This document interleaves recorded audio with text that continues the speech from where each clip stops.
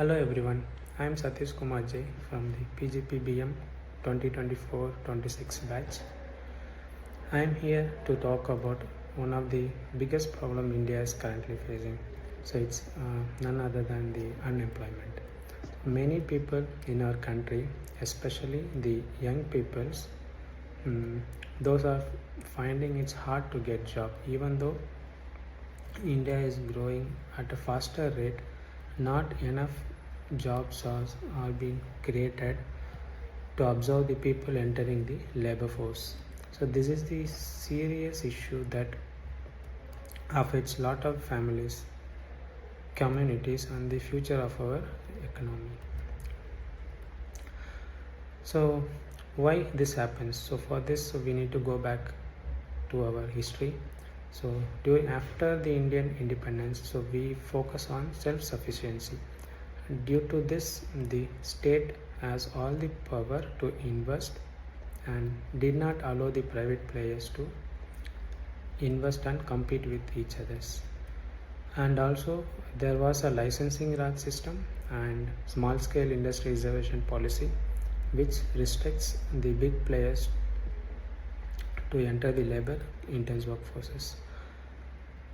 But after the post 1991 liberalization, so there were many economic reforms that which India has took, and due to that India has grown very rapidly in service sectors and capital intensive industries, but the labor intensive sectors lagged behind.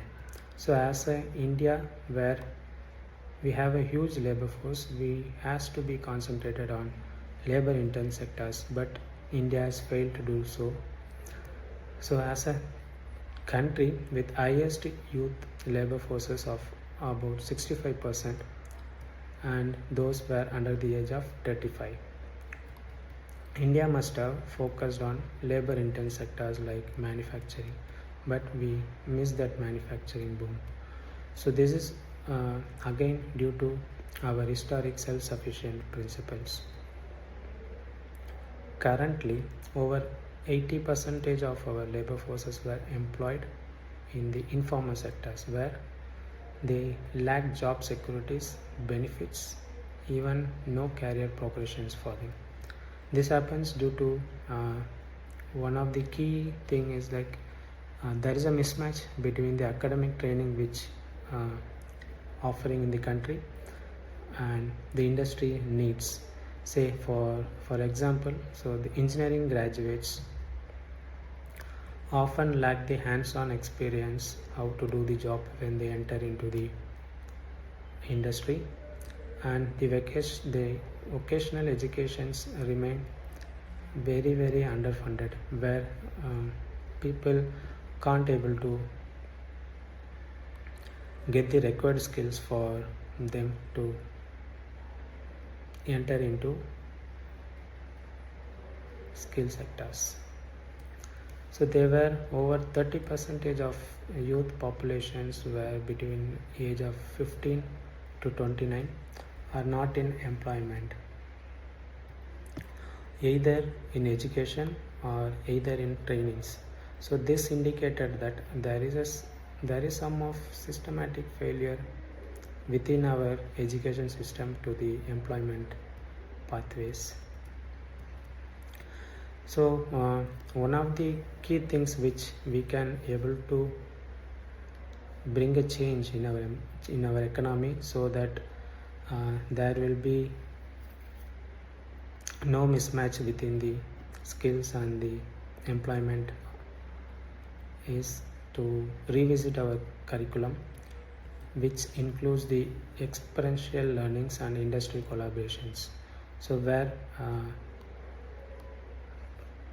the people or the youth or the one who wants to learn, so they can learn a hands-on experience during their learning process itself, and it will be based on the industry needs. Then one more thing, so India can expand its vocational training centers not only in cities, also in the rural areas, suburban areas, and they can enhance the digital skilling platforms which is already in place. So one of the digital platform which enhance the skill for our labor force is, I think, NPTEL, so which is backed by all our IITs. And one more, India should able to develop lot of innovation hub centers in tier 2 and tier 3 cities. So this decentralize the concentration coming to cities. So the population and labor force don't need to migrate and get crowded into the cities. So they can concentrate tier 2 and tier 3 cities. So this will increase the opportunity those who have around the tier 2, tier 3 cities. By this we can diversification of our employment opportunities for our labor force. Along with this, we can invest in agri-tech and logistics and rural entrepreneurships so that the agriculture laborers get benefited,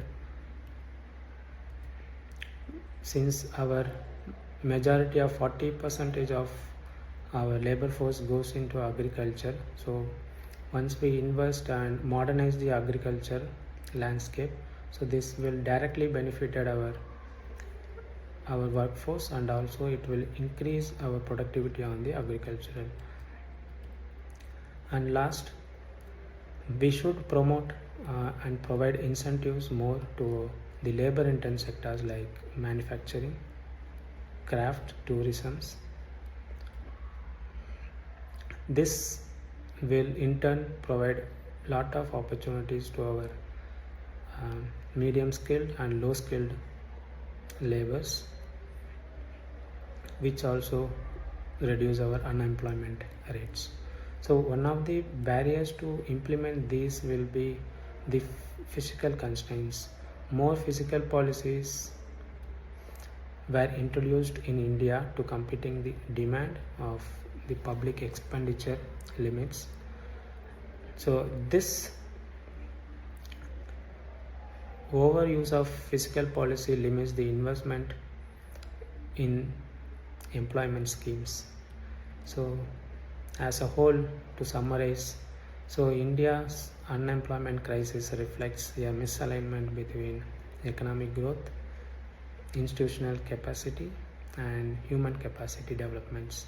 So addressing it requires a paradigm shift from reactive welfare to proactive capability buildings. A system approach must integrate education and industries governance and also community participations, to have a inclusive growth. Thank you all.